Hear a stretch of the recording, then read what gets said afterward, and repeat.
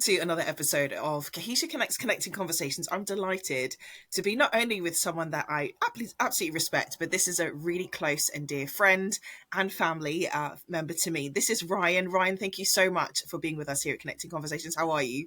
Oh, well, Carla, thanks for having me. Looking forward to the session. Always wonderful to have a chat with you.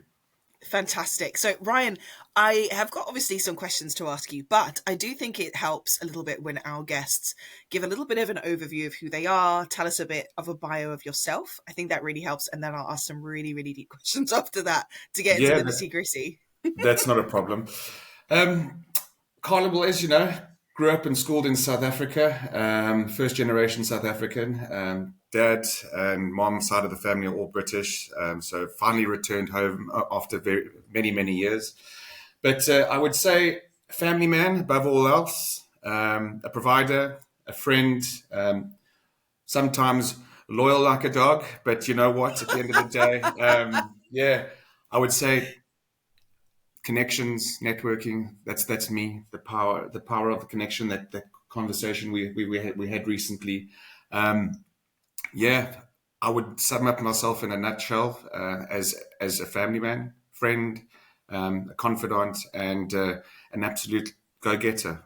I love Me. that. And I think that's the one I want to grab onto. I don't think I've ever met anybody as much of a go-getter as you. But actually, that's not true because you married the other go-getter that happens to be my cousin. And I think that is two go-getters if I ever saw two peas in a pod. Clank, And I love clank, clank. and I love that trait so much about you. And I think that says volumes. And it actually segues beautifully into kind of like the bit of unraveling of kind of how I'd like to develop today's conversation. Now, not many people know this about you, but you were kind of en route as a young man in the go-getter frame of mind, about to become a professional athlete. Tell us a little bit about that. That will be amazing to hear. Wow. Now we're going back. So I'm giving my age You're away. going back. Growing up as a kid, obviously being a first generation South African with British family, football was my first love, my introduction, and it still is my fourth love now, because obviously there's a pecking order: wife, daughters, football. Loved it. I lived the game, I breathed the game, I slept the game, I ate the game. It was everything I ever wanted to be. Had a sort of, and it wasn't always sort of peaches and cream at the time. I mean, when I started with football, I was always in C's and D teams, and then sort of moved up to B teams. But turning 13 years old, it sort of that light came on, that sort of understanding about what football's all about. And then it's not just the person on the ball, it's the 10 other players that you play with and being able to make them look better. It just clicked. And at 13, I made my first provincial team. And from there, it just sort of snowballed. I went from at 15 years old, having represented the Eastern Cape province. I went into our Premiership football team in our local club, playing men's league at 15. Wow. That club then went semi-professional. We got a promotion, and the coach at the time, Frank Blues, the late Frank Blues, said to my dad, "You got to send this kid." And Frank Blues is of Scottish descent, British, and has been around football all his life. He said, "You've got to give this kid a go." And my grandparents at the time were living in the UK. They were living in North Wales. And my grandfather, bless his cotton socks, started sending. And back then, Carla, was sending faxes and getting hold of the clubs directly. And it's funny. My dad actually, obviously, as you know, my dad's recently moved back to the UK after many years. And he actually presented me with my football CV and all these original faxes that went off to these different clubs. And I managed to secure, well, my grandfather, bless him, he managed to secure trials at Coventry under Big Ron Atkinson. Gordon Strachan at the time was the youth team coach, and everyone knows Gordon Strachan was an ex-United player, and Big Ron was an Man United manager. I also had trials at Leicester with Emil Heskey, ex-England, ex-Leicester striker, ex-Liverpool striker. I played with him in the youth team. Also played at Manchester City when they were still at the old Man Road. Niall Quinn was still their sort of centre forward back at the time. And I'm talking like this is not going years back. And then my last trial was at Liverpool youth team. And this is when Roy Evans was still the coach of Liverpool. John Barnes and Ian Rush were still playing in the top side.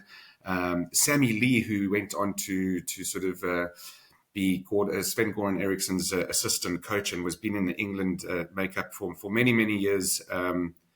He was the youth team coach at the time. And the biggest thing for me was being able to play with Jamie Redknapp, Michael Owen in the same team. And I spent a few months at Liverpool, or more than a few months, just over half a year at Liverpool playing in the youth team.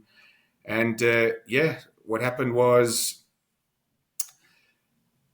they offered me a contract. They said, definitely want to keep you on, but they wouldn't offer me a YTS. And at the time, a YTS was a youth training scheme. And they wouldn't pay for my schooling. And being sort of what I must have been 16, 17 at the time, I only had standard 9. And then, matric in South Africa is very short. And it was your final year. So I thought, come back to South Africa. And if I'm honest, and you know me, I didn't really make the right decision for myself at the time. I came back for a girl. Which, no, and I'll tell you what, didn't work out. As soon as I got back, that unraveled very quickly. So, you know what? Life dealt me a card. And at that very early age, I learned about the power of making proper decisions.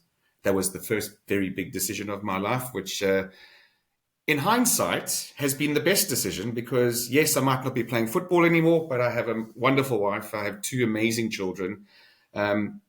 I've grown as a person, but yeah, that sort of summed up my football career. I went back to South Africa, went back to my club. We were in a battle for promotion, and we played our final cup game. And guess what happened?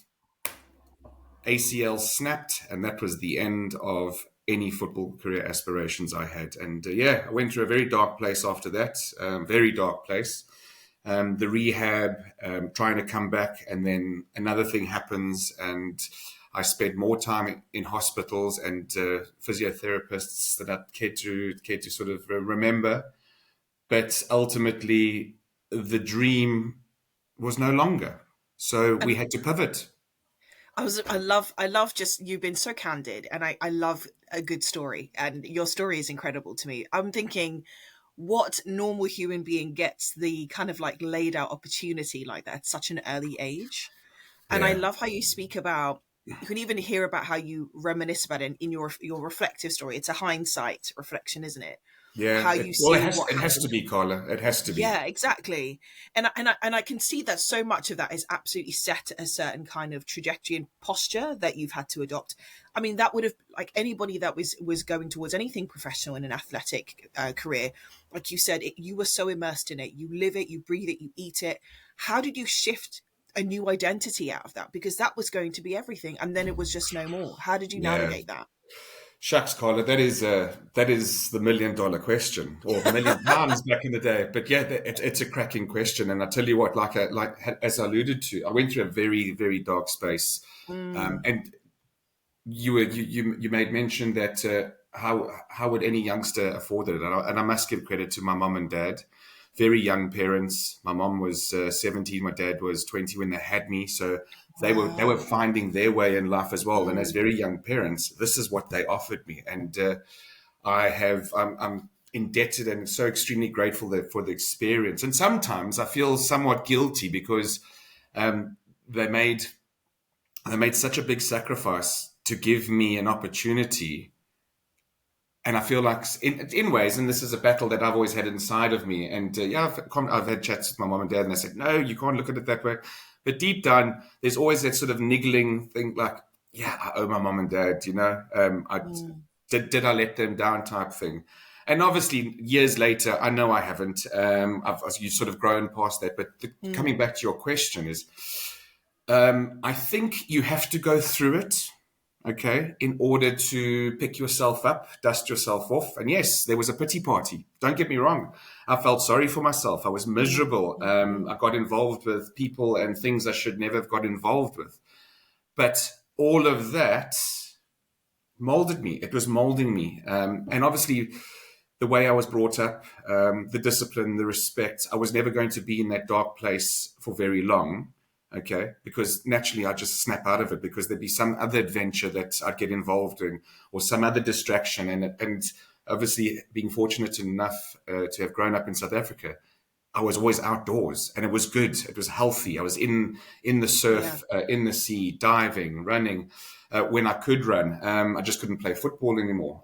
Got involved in cricket and yeah, that's a story for I think probably later in the conversation when we progress. But that early time with the football, it was a dark time, but it solidified the foundation and made me who I am today in terms of Mm. in adversity. Okay, there's always a silver lining to that dark cloud, and you just got to want to see it. Okay, some people don't ever get out of that sort of lull, and I'm just hoping that this talk reaches people that are in a dark place. Yeah. It says there is hope. You just got to want it. Okay. You've got to look for it. You've got to leave yourself open to it. And you've got to talk about it. Okay. You have to Mm. talk about it. But that problem shared is a problem halved? No, it's more than that. That problem shared is advice. It's an ear. It's a shoulder to cry on. It's a moment of growth. And that for me certainly was my growth. That's amazing. I've got to say though, I'm not sure that everybody, I think, necessarily is born with that natural inclination. Where would Yeah. you say that came from with you? Because, like you say, there are some that do not move out of the dark space. No. It sounds like you were super proactive, super intentional about, I need to make a decision about staying No, or not just not. me. That was my village, Carla. That was my Tell village. me more about Yeah, that. I'd love to hear that, that was please. my village.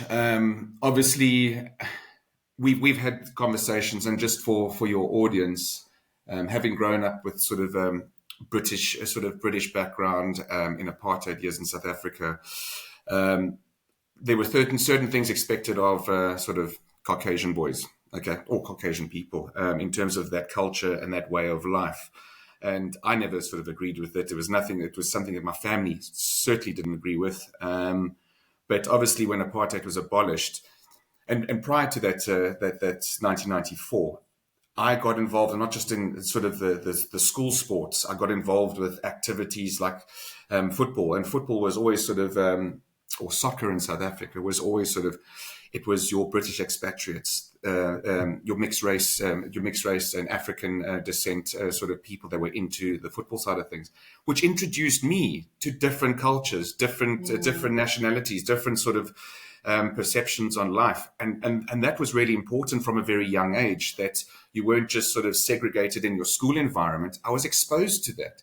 So when I went to high school and the Rainbow Nation came into effect and all religions, races, creeds, colors were introduced to school, it wasn't a shock for me. It was something that should have always have been. So yeah, I think that for me was also part of that village. But then my family, my mom, my dad, my brother, my grandparents, my cousins, they we're all very thankful about the paths and the walks we're on. We also come from a very sort of Christian based faith. So that support was always there, that ability to share. And also, my parents were extremely involved in my brothers and my life. So it made them very cognizant of the fact that there was something wrong with their son. So they were always in my face. And to Amazing. an extent, I got a bit sort of, okay, back off now, mom and dad. Give me my space. That's But good parents right but there. Love that. 100%. And you know what? I praise God that I got sent those two parents, Mm. and they're still with us to this day. You've met them, amazing people. But yeah, um, I credit them for getting me out my ruts. I credit them for sort of distracting me. I credit them for giving me other opportunities, or making me aware that there are other avenues and other opportunities in life.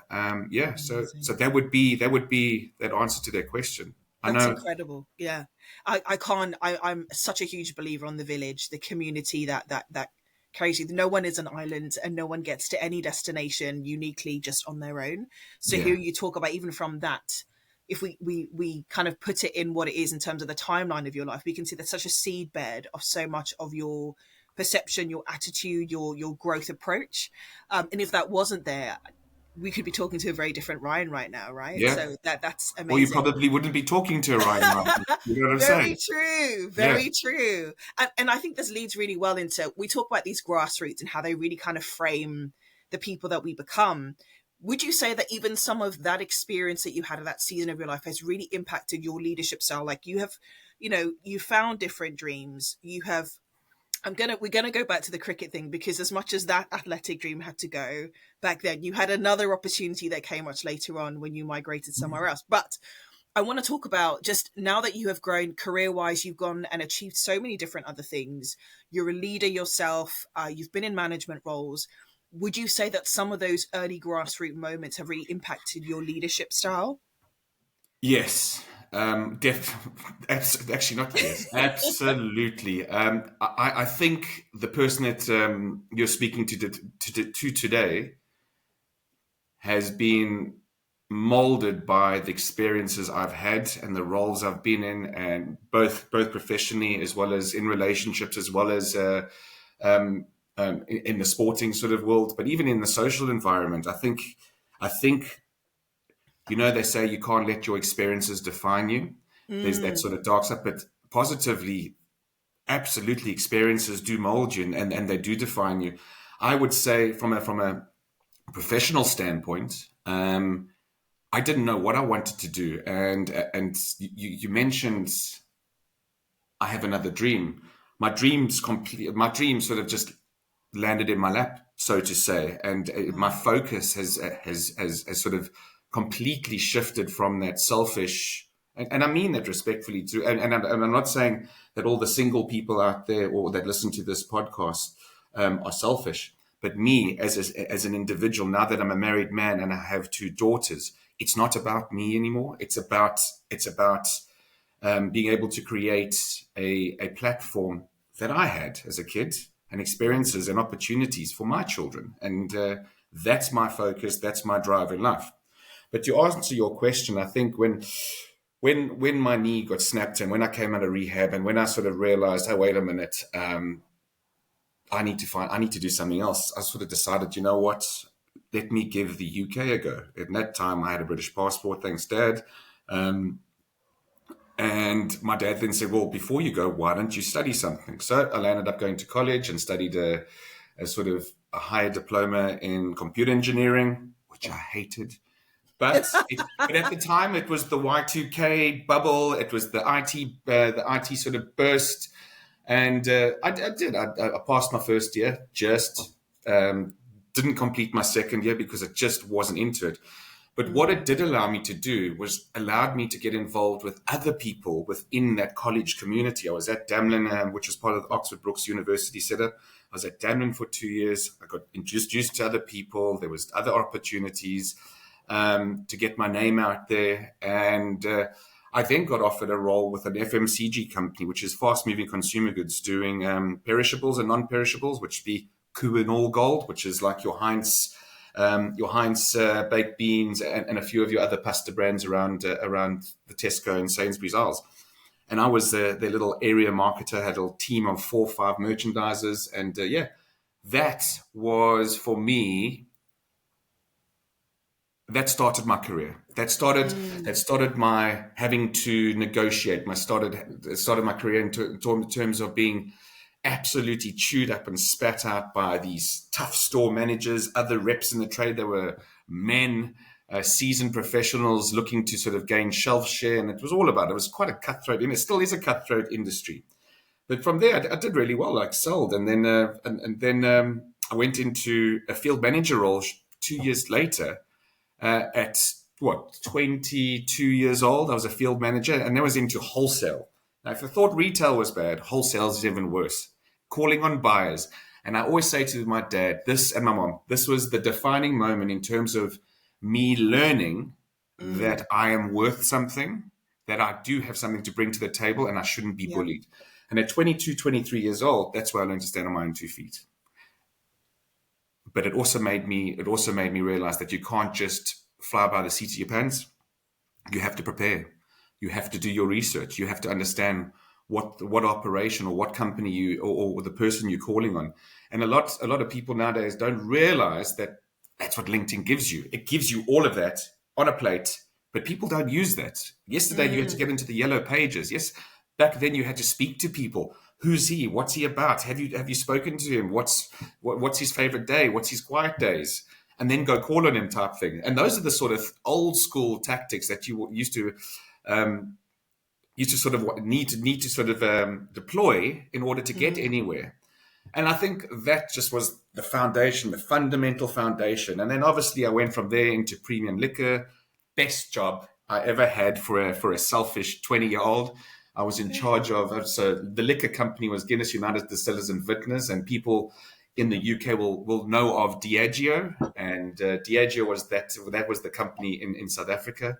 And I was head of events for pubs, clubs, restaurants, Oh my goodness. hotels. This is the dream for any person at that season Any of their life. person. And it was amazing brands. I got to meet and work with lots of DJs, set up massive events, work with brands like Heineken, Jose Cuervo, Captain Morgan, and the likes. And it was just a really, really good job.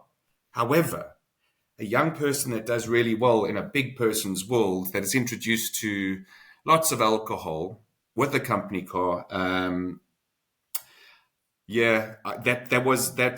count my lucky stars and the big guns upstairs, because things could have gone horribly wrong. But there was a bigger picture for me. I had multiple accidents, wrote off many cars within that role. It's as awesome as it was.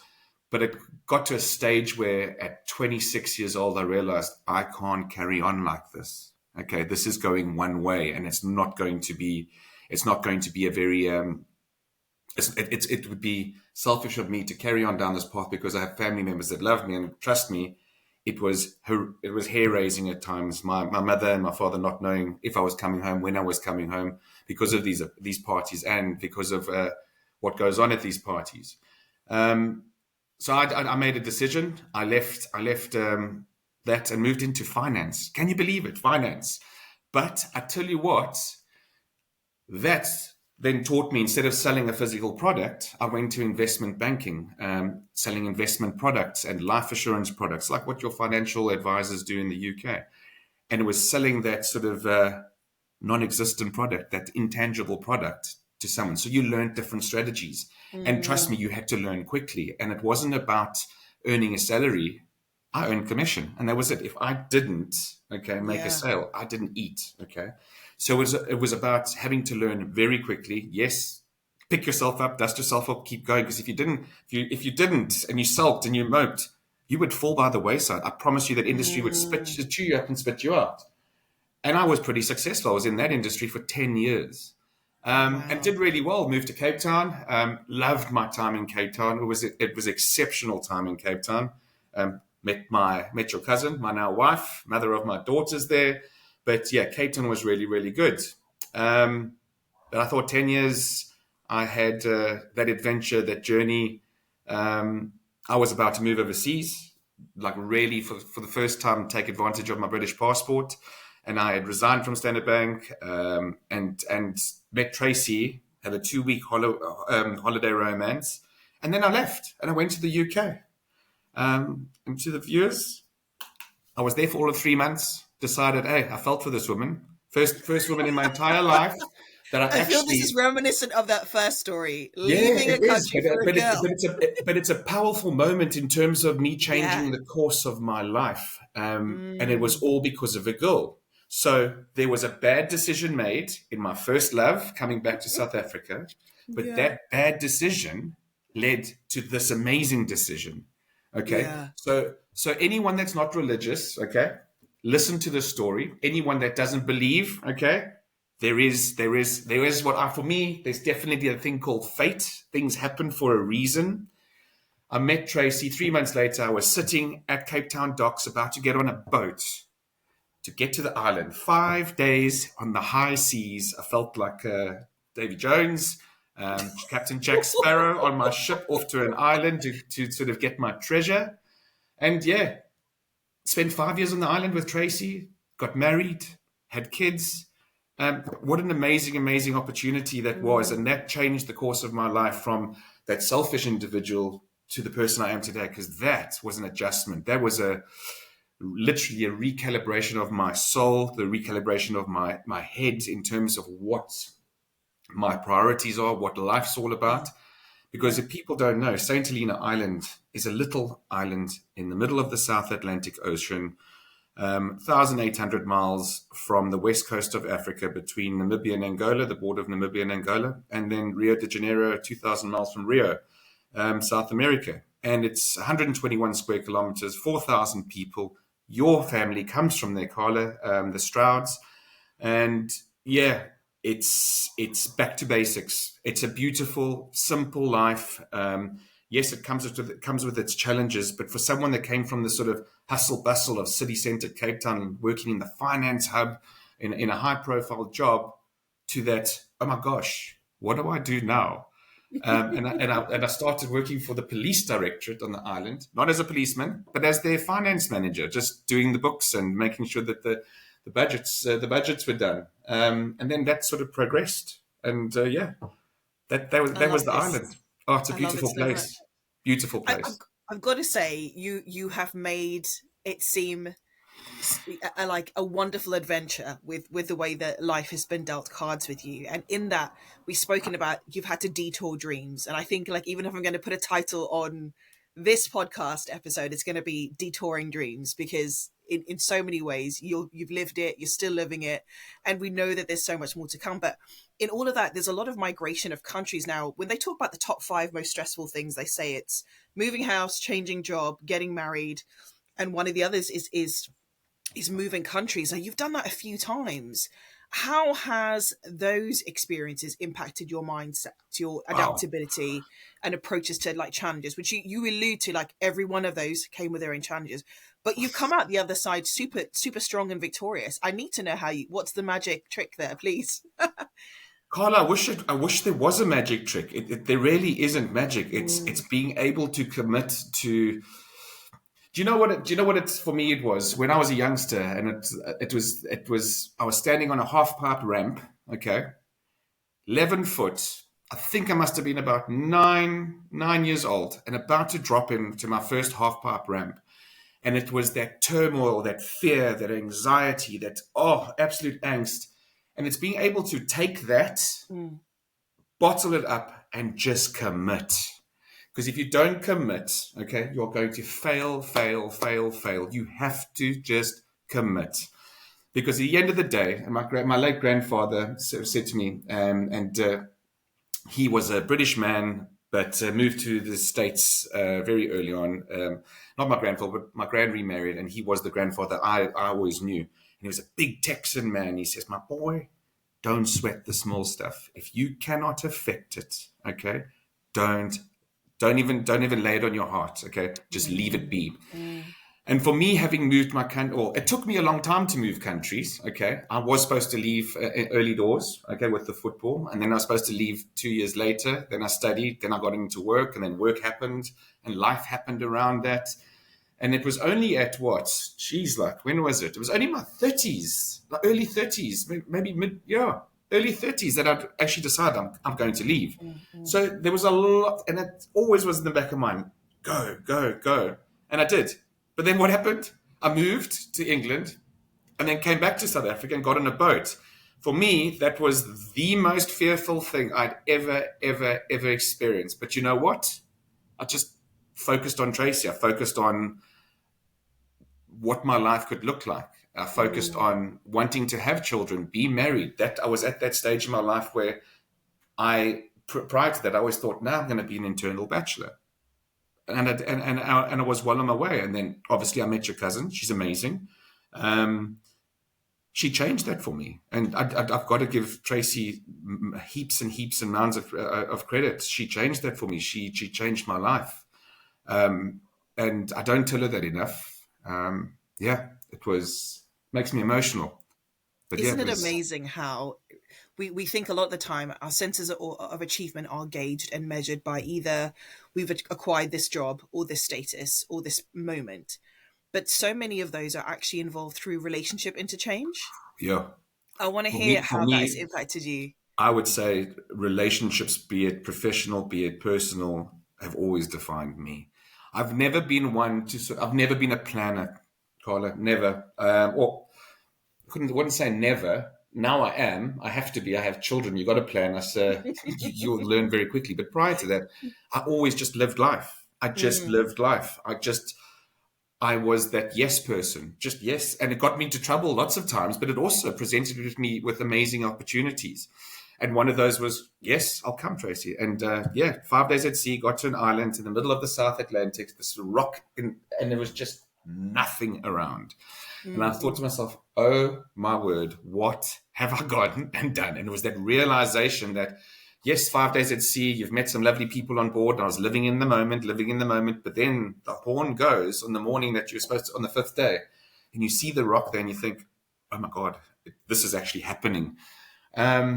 Trace me, and don't get me wrong, it sounds like an adventure, okay? But with every adventure, there's going to be trials and tribulations. I struggled to integrate. I struggled to acclimatize. It took me, Eddie, Nelly, Tracy, I tell you what, is an extremely patient and amazing woman. But if I was Tracy, I would have booted me and said, you need to go. No, way before. I was all over the place. And I was just trying to fit in. But the harder I tried, the more I alienated myself, which made it even harder. And that's when I reverted back to my sort of my reset button: sport, team, compete, exert the energy, and that calmed me. It calmed my soul. I started focusing on the cricket. I started focusing on the cricketing community, and as you know, that just led from strength to strength. And I got into it in a very, very big way. I started doing really, really well. And Tracy realized that as well. That's what I needed. And it was that outdoors life, that community, that connection that then introduced me to the rest of the island, the people, the culture. And I just, after about, I would say 8 to 10 months, Tracy would probably say 2 years.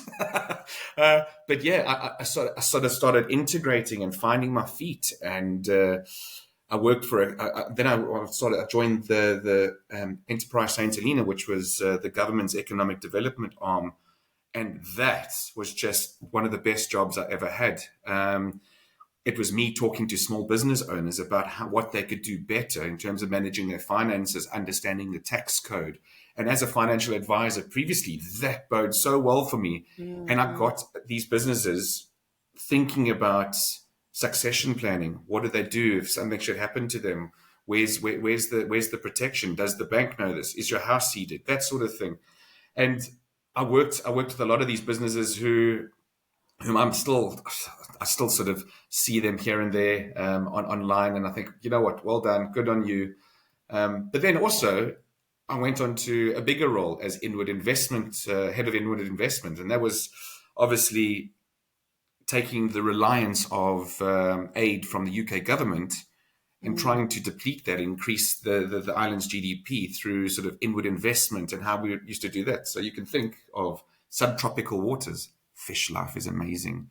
Yellowfin tuna, the lobsters come out like tanks, and it's you think, wow, if this was on a plate in a sort of Michelin star restaurant in the middle of London, you'd be paying hundreds, if not £1,000 for a slab of premium tuna and crayfish. So we got a fishery set up. We also went off to, this was prior to Brexit, we went off to the European Union and for grant aid, and we got 23 million euro, for the island to have a branch of Google's Equano cable that ran from Southern Africa right through to Portugal. And we had a branch of that subsea fiber optic cable land on the island. Now the island has uncapped. Amazing. So that opens up doors for company registries, the financial services industry. So instead of having to sell off what little land the island has, utilize that and technology to sort of bring in revenue. We were looking at domain names, .sh, so selling that on. It just opened up so many doors for me to understand, wow, there's a much bigger world out there. So as much as I brought to the island in terms of ideas, the island also offered me the opportunity to go, wow, I didn't know that. And now I'm sitting in the energy industry, having worked for that economic development agency on Ireland, because they went, the island wanted to reduce their reliance on fossil fuels and become a cleaner, greener island. And there was a big sort of power purchase agreement with a company in London to take them from 90% fossil fuel generation to 99% renewable. And that was an amazing piece of that was an amazing project to work on, and that opened me up to the energy sector. And this is, as you know, where I'm sitting today. This is amazing. Great I, story. I yeah, it is. It's just like one adventure to another. I feel Yeah, like we I need tell to you write. what, the island is an amazing place. We need to write a book. I think following this conversation for sure. Like, You can you've write it. already made you've already made like these incredible and significant transitions. You use the transitions to make strides in your life. Yeah. Is there a key principle or a mindset that you think continues to guide you through uncertainty? Because change still happens. It might not be one country to another, but the way that you speak about it, you can see things are shifting all the time. I mean, coming post COVID, the world is still trying to Wow. find its feet in the like worldwide economic kind of way, what lifestyle should look like. Is there a key principle or mindset that is like keeping you anchored every single time to navigate this now that you've been through so much? Anchor, my anchor. You mean my ball and chain, my wife? No, I'm kidding. I'm sorry, You Tracy. I'm just cannot say joking. I'm that. joking. She will laugh. She will laugh. But do you know what? Prior to being married, family, family Okay. was asking family, making sure that there was a sounding board. But ultimately, I wouldn't just make decisions on the whim. I have in the past. You fail. Sometimes you get lucky, but you have to do your research. You have to. There's research, but there's got to be that self belief. Mm, And I've always been, and thanks to the way I was brought up, I've always been brought up to sort of value myself, value my capabilities, value the person I am, the morals I have, my manners. I'm very respectful of others, and that's thanks to mom and dad and my sort of family environment. And being able to be empathetic towards others. So mm, others will open up with you if you genuinely have this need and this want to converse. And I think for me, asking the questions, reaching out to friends, and obviously, and even people, reaching out to people that I don't really know. I mean, there's communities all over Facebook and social media nowadays that allows you to ask questions. But back then, we didn't have that. mm, Um, or you did on Facebook, but I didn't. I wasn't aware that there were so many of these groups. Again, selfish. It was all about my Facebook, what I've done. But yeah, the thing that's kept me anchored post leaving the island has been Tracy. The decisions we've made have been made together through sort of deliberation. We both agreed that the island was not the place we wanted our daughters to go to school in. And don't get me wrong, they do an amazing job. The education system and the mm, government do an amazing job on Ireland. We just wanted more for our girls, and we wanted them to be settled in a school and then secondary school, and then obviously, and hopefully they want to, with a bit of a push and a shove, onto uni. And we agreed to that, and there was compromise. Tracy also needed to be around family, as you know, so we mm, settled in sort of this area. But arriving in England a week before lockdown, that was probably the most trying and testing moment of my life, my resolve. Like seriously, I took a lot of strain. We both took a lot of strain. That all interviews that we had lined up, the market shut down. We spent the little life savings we had. We absolutely blew that to try and survive. My mother, thank God, she had a place in the Cotswolds, a little caravan in the Cotswolds, which we went down to, and we spent 4 months there.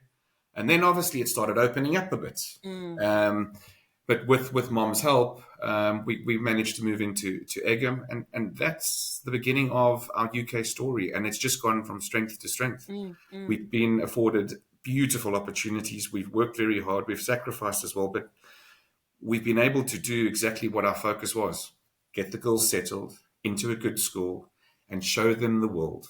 because as you know, growing up in South Africa and living at the arse end of Africa, it's very expensive to get to the rest of the world. Absolutely. So moving to the UK, we always said we want to show our daughters what we unfortunately never had as kids. And don't get me wrong, our parents did exceptionally well. We saw Africa, we saw the whole of South Africa. And as you know, South Africa, a different region of South Africa is a completely different country. It's a league of its own, It just is. It as a really is. country. It's It's a league of beautiful, its own. and we did a lot of that, and we did a lot of family holidays. But it's and we were exposed to different races and different cultures. I mean, 13 or 11 official languages in South Africa. So there's a big smorgasbord of races and cultures, different religions. It's brilliant. And it truly is the Rainbow Nation. But we wanted to give our daughters a bit more, and we wanted to introduce them to sort of the European culture, the European lifestyle, the different languages. And yeah, we've been incredibly blessed and very fortunate in our UK journey thus far to have done a lot of that. Yeah, And yeah. we as you know, we're off to France in a few days, and can't wait to expose the girls to that as well. I love, yeah, like it's so clear from what you said. The thread for you is the value of family, and now People you and see family. Yeah. how even like your daughters have set a very different tone and reverence to every step you take now. What future are you hoping to build for them, and how do you hope they're going to view the journey that you and Tracy have had and the sacrifices you've made? It's a really good question, and it's something I ask myself quite often. Is that am I? As you know, I work from home now, and whilst I think I'm managing to juggle quite well as a people person, as someone that needs to be out and about, and not sort of through Teams and Google Meet and Zoom, if people still use Zoom, and Skype for the older crowd. Um, I need to be in that sort of public environment, and I think that's why I'm still in people. I'm still in business development. I'm still in a sort of customer success. That's integral to my makeup. So being at home, I've always asked myself, am I being the best person I can to my wife, to my children, by being at home, not having that commute to work where I can unwind, and that commute home where I can unwind. It's just like from office into chaos. And I mean that respect. My girls are lovely, but the kids, It's a they're lot. all over. Yeah. They're all over. And we were the same. Yeah, And it's yeah. being able to sort of juggle that. And I think I'm doing a pretty good job of it at the moment. But my worry is, and this is, and again, life's not perfect for me. Don't get me wrong. Yes, I've been very fortunate that in the short space of time I've been in the UK, I've managed to sort of move and progress quite quickly. But with those, as what all the Marvel movies, with greater power comes greater responsibility. Mm, So, am I going to be able to be as present as I am now? Time will tell. But mm, obviously, when we get to that bridge, we'll figure out how to cross it and what's the best way to cross it. But again, it goes back to your question: is how do you navigate? Well, you just live one day at a time. Yes, you've got a plan. You've got a plan. You've got to have a vision. You've got to have a goal of where you want to be. I had a vision of being a professional footballer. Didn't happen. We tweak, we pivot. What's next? Okay. mm. And whilst we are planning, life happens. And this is what people fundamentally need to also appreciate, that day by day, life happens. And if you're not looking at making connection, or just a little experience here, or making your wife smile, or your children happy, that's life. And I'm hoping that one day my daughters look to me and say, you know what? My father was present, he was Mm. supportive, and he was always there. Yes, I might be hard on them, and I know I am, but it's just because I know that they are capable of so much more. But then I also need to remind myself that they're only 5 and only 7. Okay. Very, very big demands at 5. Yeah, but and that, Carla, that's my battle within. It's Yeah. how do I, whilst I'm really good at outreach and people and connections and progressing, I'm not the best dad. There's not a manual on how to be a best There's no dad. It's manual. just you just learn and you love. And yes, I fall short most days. I fall short of where I need to be, and I think I also have those expectations and pressures I put on myself, instead of just going, you know what, if they're late, they're Mm. late. But then we get fined if we're late for school. That's the thing. Different era now. Oh Yeah, goodness, that exactly. makes sense. That makes sense. That makes But Carla, sense. it's just live each day as it comes and live it to the most. I mean, Mm, mm, so happy you're about to be a mom. Take it all in, girl, because it's going to go like that. And so be in the moment. And I said to Tolu as well, just be in the moment. Because before you know it, you're going to be wishing them a happy second birthday. And then it's a mm, fourth birthday. And then they're going to school. And then they're in year 3. And you think, my word, where did that time go? And this is what's given me the appreciation that I can't be planning for 5 years down the line. I can't be planning for 10 years down the line. I know what I'd like to happen. I'd like them to have a successful school career. I'd mm, like them to mm, go to uni. I'd like to be able to offer them 2, 3 holidays a year. But who knows? I might not be here next year.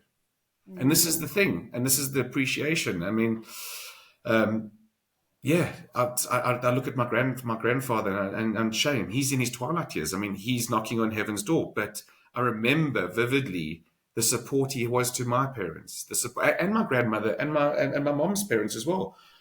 And some of them are no longer with us. Some of them are, thank God. mm, But this is life. We're all in the journey, and it's how you live each day that sort of makes that adventure worth living. And I think my mm. adventure to date has been pretty special.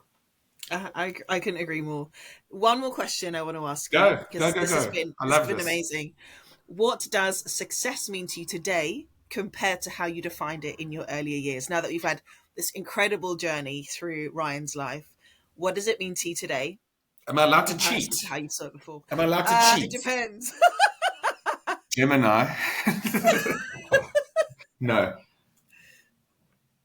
that's changed for me as I've got Okay. older, and I'd like to think wiser.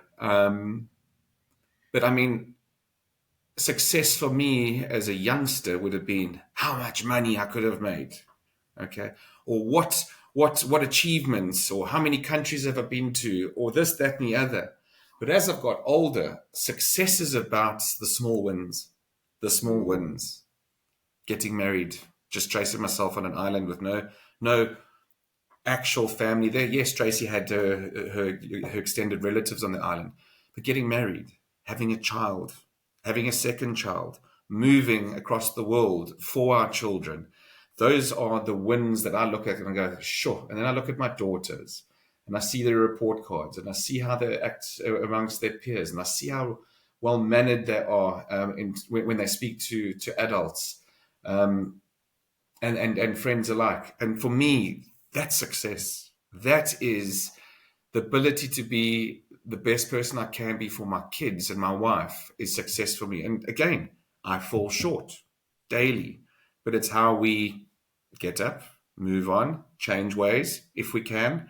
It's difficult at times, it really is, and yeah, it's for me that's success. And being able to give my girls what I want to be able to give them, a way mm. of life, opportunities.